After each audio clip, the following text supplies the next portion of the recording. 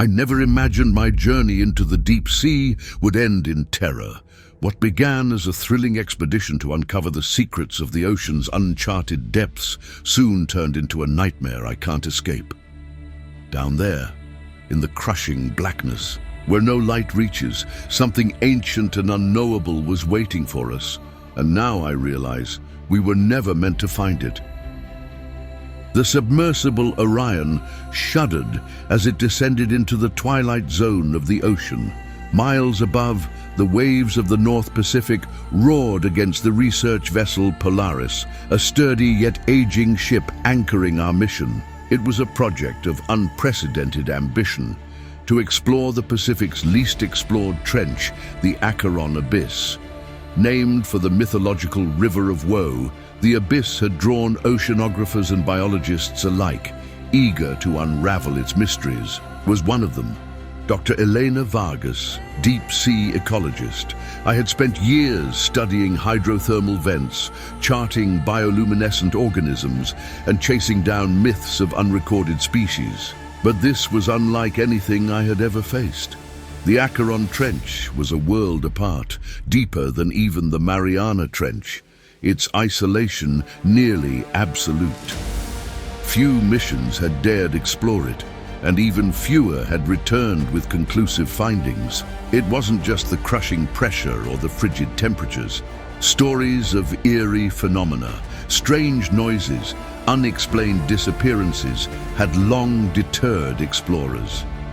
But science, I reasoned, thrives on pushing boundaries. In the submersible, with me were 3 other members of our team. Dr. Theo Carver, a geophysicist whose sharp wit masked his obsession with tectonic anomalies. Lieutenant Marina Kasparov, our stoic pilot, had been with the Navy before her skills brought her into deep-sea exploration. And finally, Samir Patel, our acoustic technician, whose youthful exuberance belied his expertise in underwater sound mapping. Together, we made a team as diverse as the abyss we sought to uncover. As Orion's exterior lights sliced through the murky depths, we entered the mesopelagic zone. Here, the water's blue hue dissolved into an inky blackness. Only the occasional flash of a lanternfish or the ghostly trail of a comb jelly illuminated the vast, empty expanse. Our descent was slow, each meter marked by the hum of the sub's thrusters and the faint creaks of its reinforced hull. Despite the heavy shielding of our titanium sphere, we couldn't shake the awareness of what lay beyond, a pressure so immense that a single flaw in the structure would crush us instantly. Still clear, Marina's voice crackled through. The comms, her Russian accent clipped and efficient. She gestured to the console, where our depth readout displayed 6,000 meters and falling. We'll reach the trench edge in 20 minutes. Perfect, Theo muttered, adjusting his glasses, as he studied a live geological map on his tablet. Seismic activity's been quiet, but these formations... He trailed off, tapping at an anomalous spike on the map. This area shouldn't even exist. It's as if the crust was peeled back by something massive. Samir leaned over to peer at the screen, his dark brows furrowing. Could it be volcanic? Possibly. Or something else entirely. Theo didn't elaborate, his expression unreadable. Despite the technical chatter, unease had settled over the cabin. I focused on cataloguing our surroundings, distracting myself with notes on the bioluminescent creatures flitting past our windows. Each one was a marvel of adaptation, their translucent bodies glowing with soft blues and greens, yet their brief illuminations only served to underscore how vast and unknowable this realm was. The thought sent a shiver down my spine. At 10,000 meters, we reached the lip of the Acheron Abyss. Orion hovered at the edge, its floodlights revealing a sudden, vertiginous drop. The trench stretched endlessly below us, a chasm darker than the void of space. Even the submersible's advanced sonar struggled to map its depth, returning fragmented images that seemed almost wrong. All systems stable, Marina reported, but there was a hesitation in her voice. The sonar's acting strange, signal distortion. That's odd, Samir said, pulling up the sonar logs. These echoes shouldn't... He stopped, his gaze fixed on the monitor. It's almost like something's reflecting back, but not from the trench walls. What do you mean? I asked, leaning over his shoulder. Samir hesitated. I don't know. It's as if there's something moving out there. Something big, Theo snorted. It's probably a glitch. These depths screw with instruments all the time. Maybe, Samir replied, but his voice lacked conviction. We proceeded cautiously, descending into the abyss. Orion's lights illuminated. Sheer cliff faces covered in jagged formations, as though the trench itself bore scars of some ancient battle. Occasionally we glimpsed movement in the darkness, the fleeting shadow of a giant squid or the faint shimmer of a jellyfish. But nothing prepared us for what came next. Dr. Vargas, Samir's voice was tense. You'll want to see this. I joined him at the acoustic station, where his monitors displayed an audio waveform. It pulsed rhythmically, faint yet consistent, like the beating of a distant drum. He played the recording over the sub-speakers. At first it sounded like nothing more than ambient noise, the groaning of tectonic plates perhaps, or the deep rumble of underwater currents. But then the pattern shifted. That's not natural, Theo murmured, his earlier skepticism replaced by quiet alarm. I agreed. The sound was too structured, too deliberate. It rose and fell in a cadence that seemed almost intentional. My skin prickled as I listened, an inexplicable unease settling in my chest. Is it biological? Marina asked, glancing back from her controls. Unlikely, Samir replied. I've analyzed plenty of marine life recordings. This is different. We sat in silence, the eerie sound filling the cabin. It was faint, yet it seemed to reach into the very core of our beings. And though I couldn't explain it, I felt certain of one thing. Whatever was making that sound wasn't just alive, it was aware. Keep recording it, I said finally, trying to steady my voice. We'll analyze it later. But even as I spoke, I couldn't shake the feeling that we were being watched. Outside, in the infinite darkness, something ancient stirred, and it was waiting. Hours passed as we descended deeper into the Acheron abyss. The eerie sound Samir had discovered continued to pulse faintly through the speakers, an unrelenting reminder that something in the depths was reaching out. Every now and then, the submersible shuddered, as if the ocean itself resented our intrusion. Each creak of the hull felt magnified in the oppressive silence, a visceral reminder of the millions of tons of water pressing against us. Depth 12,000 meters, Marina announced. Her voice was calm, but her grip on the controls was tight. We're nearing the trench's floor. Theo looked up from his tablet, his expression a mix of excitement and apprehension. This is it, he said, the unknown, the last frontier. Let's hope it doesn't bite back, Marina muttered under her breath, barely loud enough to hear. The tension inside Orion was palpable. Samir, typically talkative, had grown uncharacteristically quiet. He was hunched over his station, headphones clamped tightly over his ears as he worked to isolate the strange sound. I watched him, noticing how his shoulders tensed with each adjustment he made to the audio filters.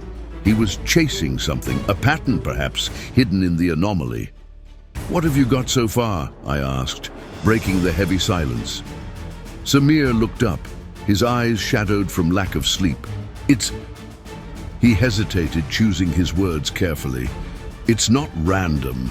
The pulses are rhythmic and they're changing. At first I thought it might be seismic activity, but it doesn't match any geological profile I've seen. Then I ran it against marine life vocalizations. Nothing. So what is it? Theo asked, his tone laced with skepticism. Samir shook his head. I don't know, but it's artificial. A heavy silence fell over the cabin. Artificial. The word hung in the air, a challenge to everything we thought we knew about the abyss. Artificial implied intent, and intent implied a creator. You're saying something built this? Marina's question was sharp, cutting through the unease. I'm not saying anything, Samir replied, defensive. I'm just telling you what the data shows. Theo leaned forward, his curiosity piqued despite himself. If it's artificial, who or what could... He trailed off, the question too vast to finish. I cleared my throat, trying to steer the conversation back to practicality. Let's not jump to conclusions. We're here to collect data, not speculate. Samir, keep recording. Theo, focus on mapping the trench floor. Marina, maintain descent speed. Let's stay professional. The team nodded, and for a moment the tension eased. But the sound, that steady, rhythmic pulse, continued gnawing at the edges of our resolve. At 12,700 meters, the trench floor finally came into view. The submersible's floodlights revealed a barren landscape, a desert of silt and jagged rock formations. Despite the depth, there was life here. Pale crabs scuttled across the seabed, and ghostly fish with translucent skin darted through the gloom. Yet there was something wrong about the scene. The landscape felt unnatural, as though it had been shaped by something other than geological forces. Theo's voice crackled over the comms. Take a look at this. We turned to his monitor, where the geological map displayed an unusual structure. It was a formation unlike anything we'd seen before, a series of enormous concentric rings carved into the seabed, each one perfectly symmetrical. The rings spanned nearly a kilometer in diameter, their precision defying natural explanation.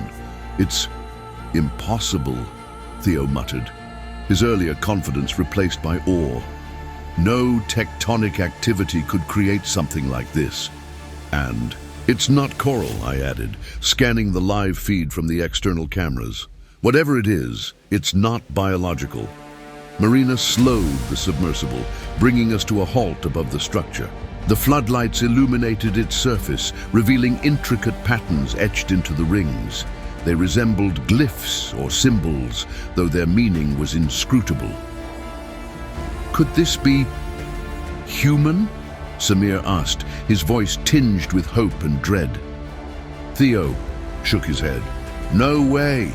The technology required to build something like this at these depths doesn't exist, not even remotely. I leaned closer to the monitor, trying to decipher the markings. They were mesmerizing, almost hypnotic. My pulse quickened as a thought occurred to me, a thought I dared not voice. We need samples, I said, my voice steady despite the unease gnawing at my gut. Marina, lower the mechanical arm. Let's see if we can retrieve a piece of the structure. Marina hesitated but obeyed. The submersible's mechanical arm extended, its claw-like grip descending toward the rings. As it made contact, a low vibration reverberated through the sub's hull, setting my teeth on edge. What was that? Theo asked, alarmed. Just vibrations, Marina said, though her tone suggested she didn't believe it. The arm closed around a fragment of the ring and began to retract. As it did, the sound, the rhythmic pulse we had been hearing, changed. It grew louder, more insistent, echoing through the cabin with an almost physical force. I clutched the edge of the console, my heart hammering. What's happening? Samir shouted, his voice rising in panic. Before anyone could answer, the lights inside Orion flickered, and a deafening static filled the speakers. The submersible shook violently, as though gripped by an unseen force. The mechanical arm froze. Mid-motion, its grip still clutching the fragment. We're losing stability, Marina yelled, her hands flying over the controls. I've got no response from the thrusters. Theo's geological map blinked out, replaced by a chaotic jumble of data. Alarms blared, their shrill tones only adding to the chaos. Is it the fragment? I asked, struggling to keep my voice steady. I don't know, Theo shouted, but something's definitely... He never finished his sentence. Outside, the floodlights flickered one final time before plunging us into total darkness. In the suffocating silence that followed, the sound, that terrible, rhythmic pulse, rose again, louder and clearer than ever. This time, it wasn't just noise, it was a voice, and it was calling us deeper. In the oppressive darkness, the rhythmic pulse filled the cabin, surrounding us like a living entity. Each beat seemed to vibrate through the hull, echoing in my chest and clawing at my nerves. I tried to stay calm, to focus, but the sound was unnervingly deliberate. It wasn't just noise, it was communication, though I couldn't comprehend its message. "Status report," I said, forcing an even tone. The silence from the others was deafening. "Marina?" No response from thrusters. Marina replied after a moment, her voice clipped and tight. "Emergency power is holding, but we're dead in the water." Samir was hunched over his console, frantically typing commands. "The sonar's gone haywire," he muttered. "I can't isolate the source of the interference. It's like it's everywhere at once." Theo's face was pale in the dim emergency lighting. "What about the fragment? Can we drop it?" "Already tried," Marina said through gritted teeth. The arms unresponsive. "We're stuck with it." I clenched my fists, struggling to suppress the rising panic. This wasn't how things were supposed to go. We were scientists, explorers, not victims of some incomprehensible phenomenon. But as I stared into the pitch-black void beyond the submersible's windows, I felt the creeping certainty that we had ventured too far into a realm not meant for us. Then, it happened. The sound shifted, the pulsing rhythm transforming into something more complex. It wasn't just a beat anymore, it was a pattern, a sequence of tones that rose and fell like a melody. And beneath it, faint and distorted, was something even more chilling, a voice. "Do you hear that?" Samir whispered, his eyes wide. "Yes," I replied, my voice barely audible. The others nodded, their expressions frozen in shock. The voice was faint, almost imperceptible, but it was unmistakably there. Words, or something like them, emerged from the noise.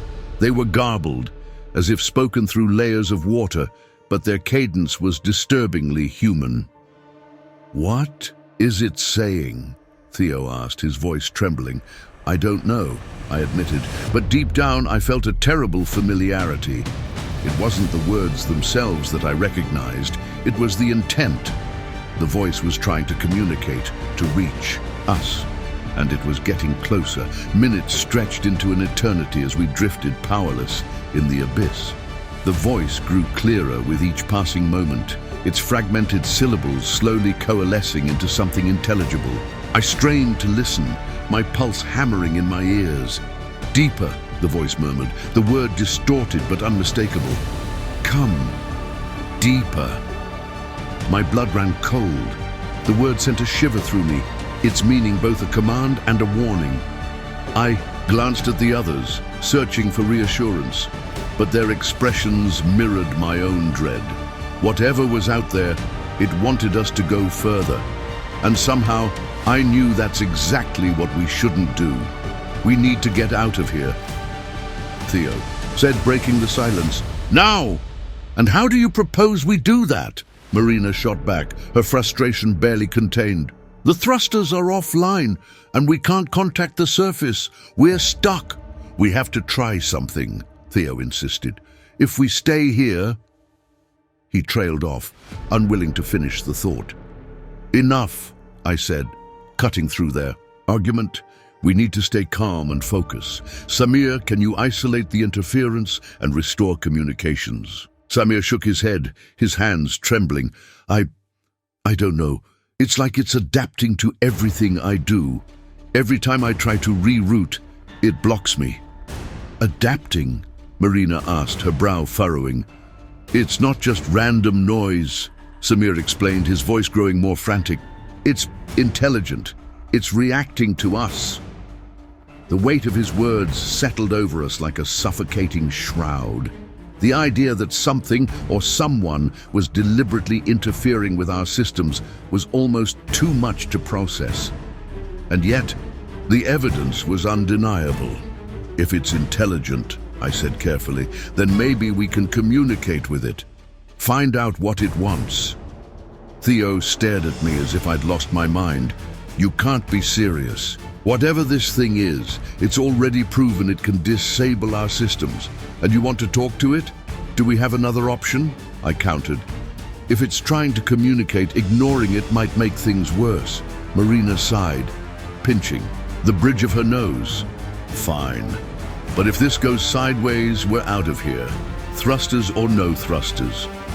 I nodded, turning to Samir. Can you send out a signal? Something simple, like a ping or a tone? Samir hesitated, then nodded.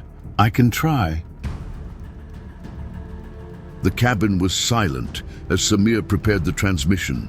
Every second felt like an eternity, the weight of the abyss pressing down on us. Finally, Samir pressed a button and a single, steady tone echoed through the speakers. It was simple, unthreatening. A tentative olive branch extended into the void. For a moment there was no response. Then the rhythmic pulse changed again, its cadence aligning with the tone we had sent. It was subtle at first, but soon the pattern became unmistakable. The voice, or whatever it was mimicking us. It's responding, Samir whispered, his voice tinged with both awe and fear. What now? Theo asked, his earlier bravado replaced by nervous energy. We keep going, I said, though my heart was pounding. Send another tone, something more complex. Samir complied, layering additional frequencies into the signal. The response was immediate. The voice grew louder, its distorted syllables resolving into something unnervingly clear. Come deeper, it said again, the words resonating through the cabin. Marina's hands tightened on the controls. I don't like this, she muttered.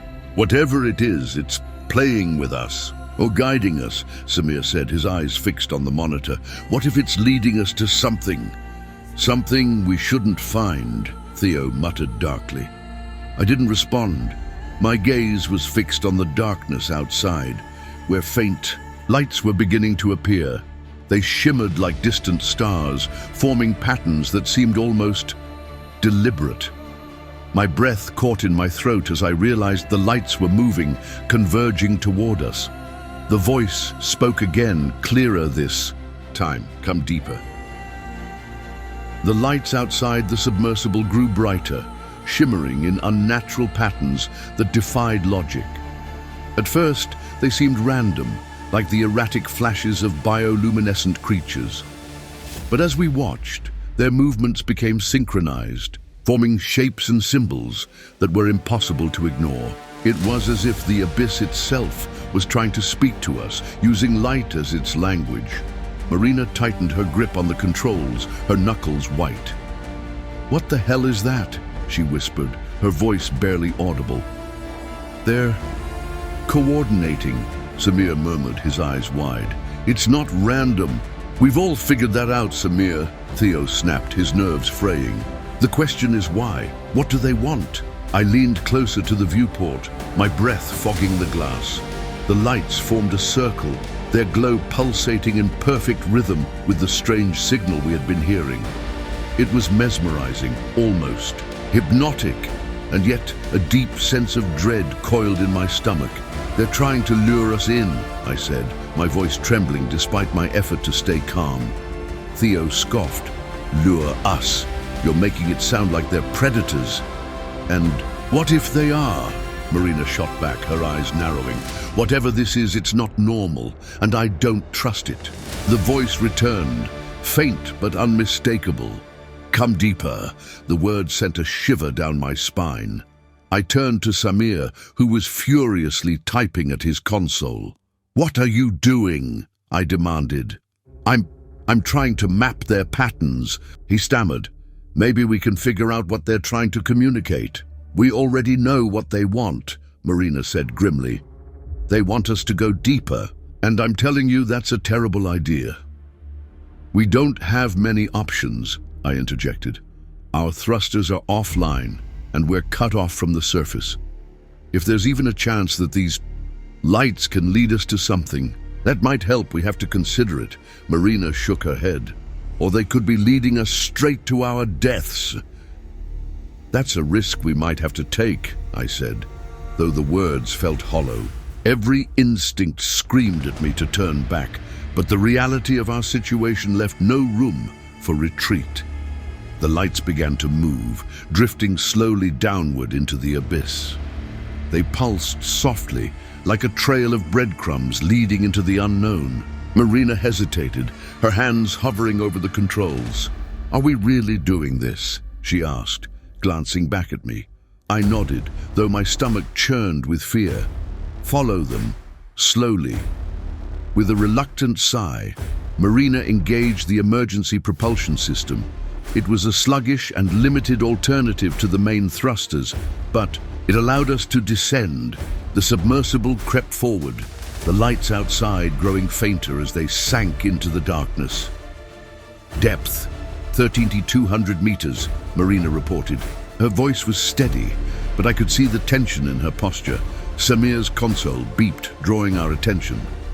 "The signal's changing again," he said, his fingers dancing over the keyboard. "It's becoming more complex." "Define." "Complex," Theo said, his tone dripping with skepticism. "The patterns are evolving," Samir explained. "It's almost like it's learning, adapting." "Learning what?" Marina asked, her eyes narrowing. "Us," Samir replied, his voice barely above a whisper. A heavy silence fell over the cabin. The idea that the entity or entities behind the lights was actively learning from us was both fascinating and terrifying. What were we teaching it? And to what end? The lights led us to a massive structure that loomed out of the darkness like a monolith. It was unlike anything I had ever seen. Towering spires of black stone jutted upward, their surfaces etched with the same intricate symbols we had seen on the rings earlier. The structure seemed ancient, otherworldly, as if it had been resting here for millennia, waiting to be discovered. "What is that?" Theo breathed, his earlier bravado replaced by awe. "I don't know," I admitted. "But it's not natural." Marina brought the submersible to a stop, hovering just above the structure. The lights that had guided us here faded, their glow replaced by an eerie, bioluminescent shimmer emanating from the spires themselves. It was as if the structure was alive, pulsing with a faint, otherworldly energy. "Should we get closer?" Marina asked, though her tone suggested she already knew my answer. "We have to," I said. "Samir, can you scan it?" Samir nodded, activating the submersible's sensors. The data streamed across his monitor, but his expression grew more baffled with each passing second. "It's not registering," he said, shaking his head. "The material, it doesn't match anything in our database. It's like nothing on Earth." "Great," Theo muttered. "So it's alien. Fantastic." Before I could respond, the voice returned. Louder and clearer than ever. "Come deeper." The words resonated through the cabin, shaking me to my core. It wasn't just a command. It was a compulsion, a pull I couldn't explain. I glanced at the others and saw the same conflict in their eyes. We were all drawn to the structure, despite the overwhelming sense of dread that filled the air. "We need to send a probe," I said, forcing myself to think logically. "We can't risk approaching it directly." Marina nodded, activating the submersible's external drone.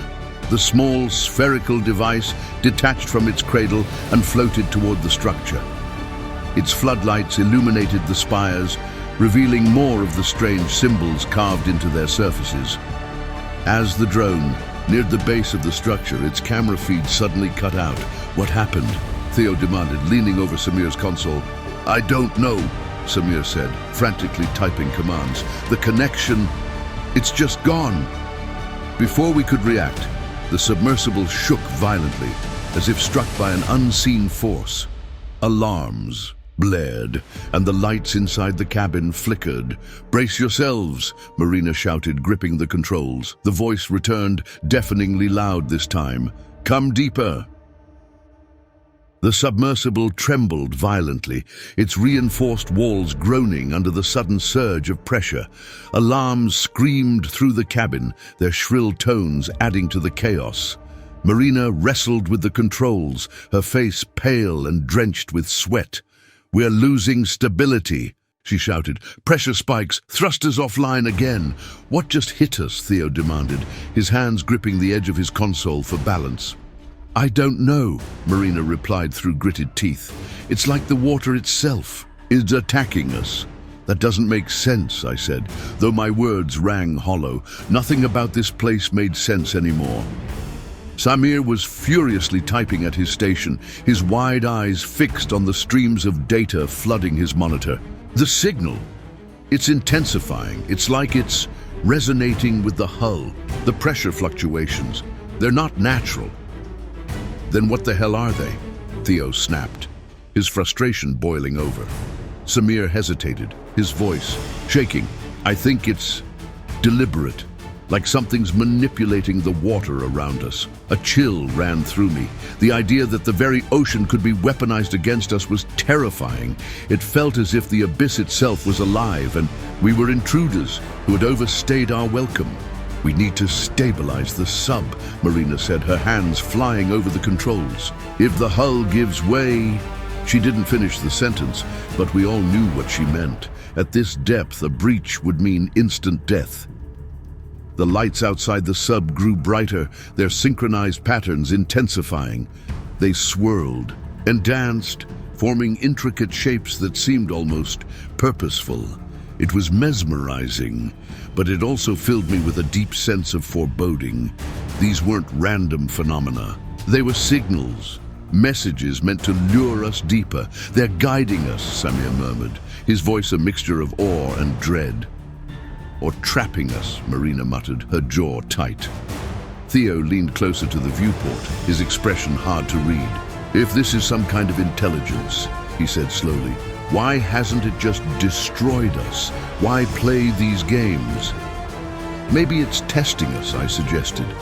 The words felt strange as I said them, but they made an unsettling kind of sense. "Seeing how far we'll go, how much we'll risk," Theo scoffed. "Great, so we're lab rats." "Better lab rats than corpses," Marina said bluntly. The voice returned, louder and clearer than ever. "Come deeper." The cabin fell silent, the weight of those words pressing down on us like the crushing depths outside. I met each of their gazes, searching for answers I didn't have. We were all thinking the same thing. Did we have a choice?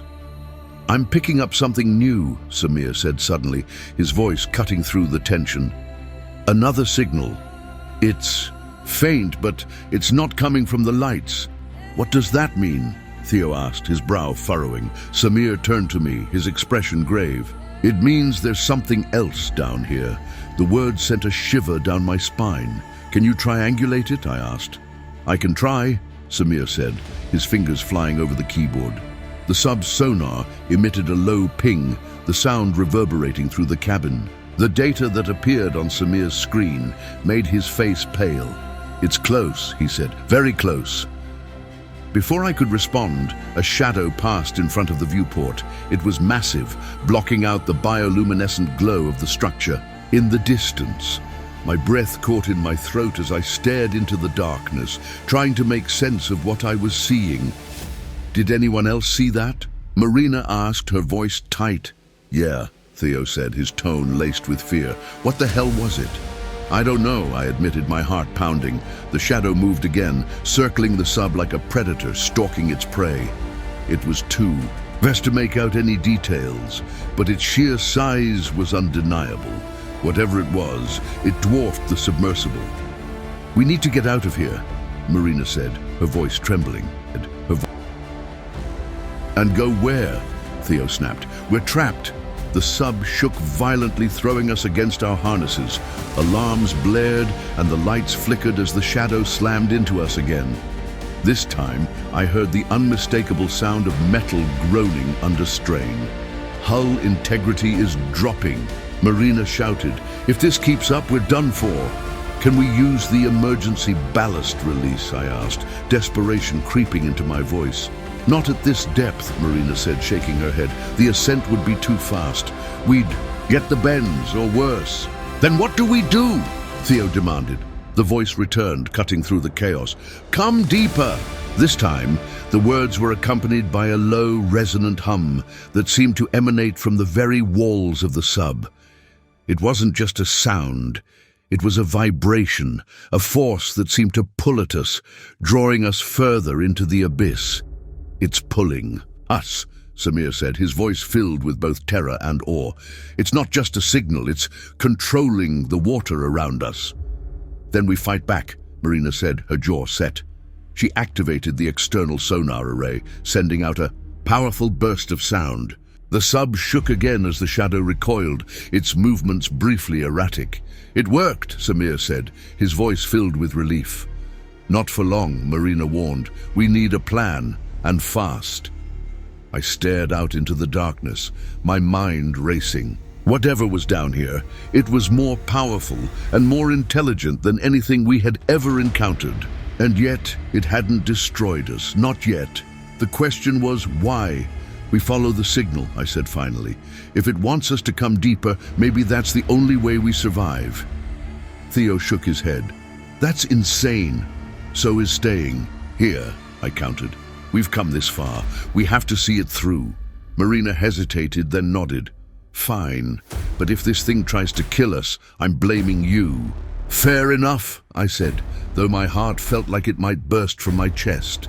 The sub began its slow descent, the lights of the mysterious structure fading into the distance as we ventured further into the unknown. The shadow followed us, its presence a constant reminder of how precarious our situation had become. And through it all, the voice echoed in our ears, guiding us toward a fate none of us could predict. Come deeper. The submersible sank further into the abyss, the world around us growing impossibly dark. Even the faint shimmer of bioluminescent life was gone, replaced by an oppressive blackness that seemed to press against the windows. It was as if the ocean itself had swallowed us whole, dragging us into a void beyond comprehension. Depth, 14,500 meters, Marina reported, her voice tight with strain. We're deeper than any human has ever gone. Let's hope we live to tell about it, Theo muttered, his usual sarcasm edged with fear. The shadow that had pursued us remained, circling just beyond the reach of our floodlights. Occasionally, I caught glimpses of it, a massive shifting mass that defied any logical shape. It wasn't just large, it was alive in a way that felt ancient and malevolent, as though it had been waiting for us for centuries. It's still there, Samir whispered, his eyes glued to the sonar display. The screen showed a faint amorphous blip that moved with unsettling precision. Why isn't it attacking? Marina asked, her hands gripping the controls. It could have crushed us by now. It's waiting for something, I said, though. The words felt strange coming out of my mouth. What could it possibly be waiting for? The voice returned, resonating through the cabin. Come deeper. This time, the words carried a new urgency, a force that seemed to resonate within our very bones. The sound wasn't just audible, it was tangible, a vibration that made the walls of the sub shudder. It's changing, Samir said, his voice trembling. The signal's frequency is shifting. It's aligning with something. Aligning. With what? Theo demanded. Samir didn't answer. He was staring at his monitor, his face pale. Samir, I said sharply, what is it? It's us, he said finally, his voice barely above a whisper. The signals mimicking our systems, our language, our thoughts. The cabin fell silent, the weight of his words settling over us like a shroud. The realization was horrifying. Whatever was down here wasn't just observing us, it was learning from us. The sub's floodlights illuminated a massive structure rising out of the darkness. Unlike the monolith we had seen earlier, this was something far more intricate, Towering spires and arches formed a sprawling complex that seemed to pulse with a faint, otherworldly glow. The architecture was impossibly complex, defying any sense of human or natural design. It was as if the structure had been grown rather than built. "My God," Theo breathed, his skepticism replaced by awe. "What is this place?" Marina whispered, her voice filled with a mix of wonder and dread. "It's alive," I said, the words escaping me before I could think them through. And it was true. The structure wasn't just glowing, it was moving, its surfaces shifting and pulsating as if it were breathing. "We need to get out of here," Marina said, her voice trembling. "This isn't natural." "No," I said, shaking my head. "This is why we came, to understand, to discover, to survive," Marina shot back. "And I'm telling you, staying here isn't how we do that." Before we could argue further, the shadow reappeared, circling the structure like a predator, guarding its territory. Its movements were slow and deliberate, as though it were daring us to approach. "It's protecting this place," Samir said, his voice barely audible. "Like a sentinel or a trap," Theo muttered darkly. The voice returned, louder and more insistent than before. "Come deeper." We deployed the external drone once more, its camera feed relayed to the cabin. The drone moved cautiously, its lights sweeping across the alien architecture. As it neared the central spire, the signal intensified, flooding the cabin with static and strange, distorted sounds. "I'm losing control," Samir said, his hands flying over the controls.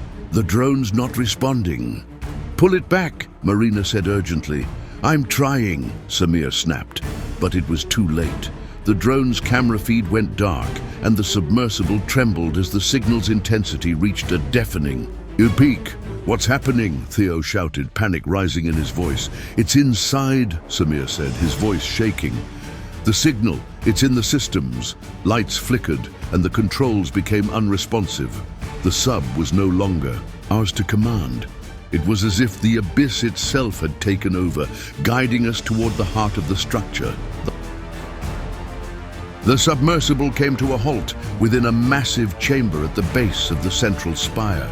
The walls glowed with an ethereal light, their surfaces covered in shifting patterns that seemed to tell a story beyond human comprehension. The hum of the signal filled the cabin, resonating in our very bones. "We shouldn't be here," Marina said, her voice trembling. "We've gone too far to turn back now," I said, though the fear in my chest was almost overwhelming.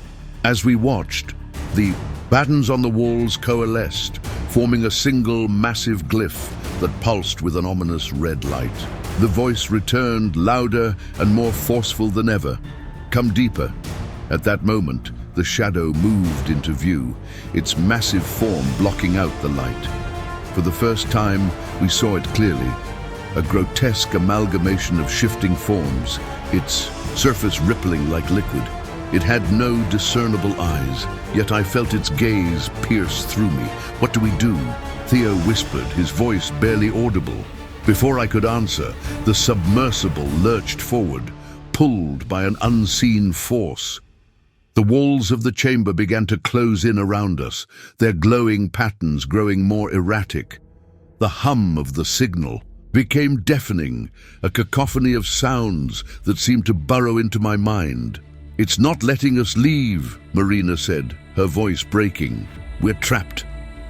I stared at the glyph, its pulsing light growing brighter with each passing second. Whatever this place was, it wasn't just a structure. It was alive, and it wanted us to go deeper.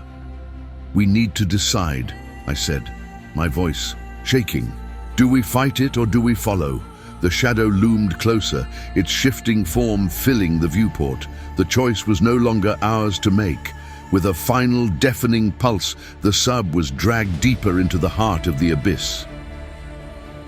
The submersible came to a halt within a massive chamber at the base of the central spire. The walls glowed with an ethereal light, their surfaces covered in shifting patterns that seemed to tell a story beyond human comprehension.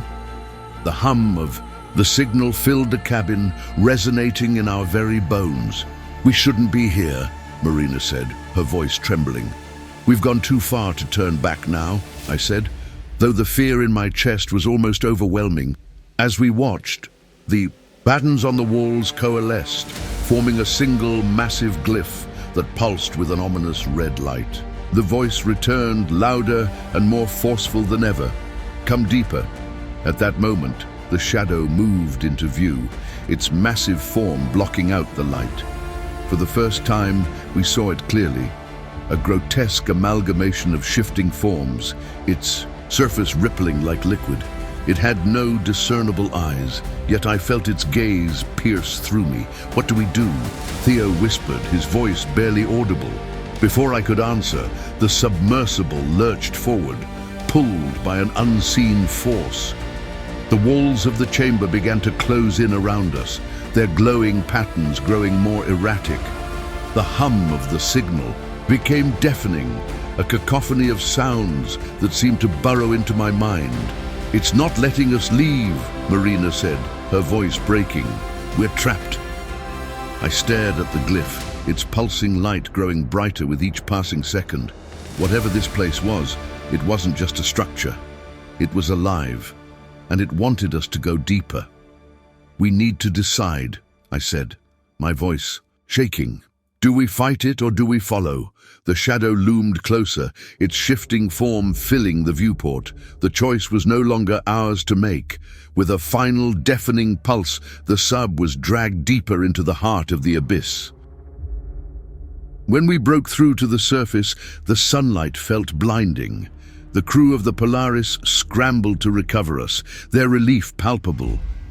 But as they pulled us aboard, I felt an unease settle over me. We had escaped the abyss, but it hadn't. Let us go. It had marked us, left its imprint on our minds, and as I stood on the deck staring out at the endless ocean, I felt it, a faint, rhythmic pulse deep beneath the waves. The abyss was still there, waiting, watching, and I knew that. One day, it would call again.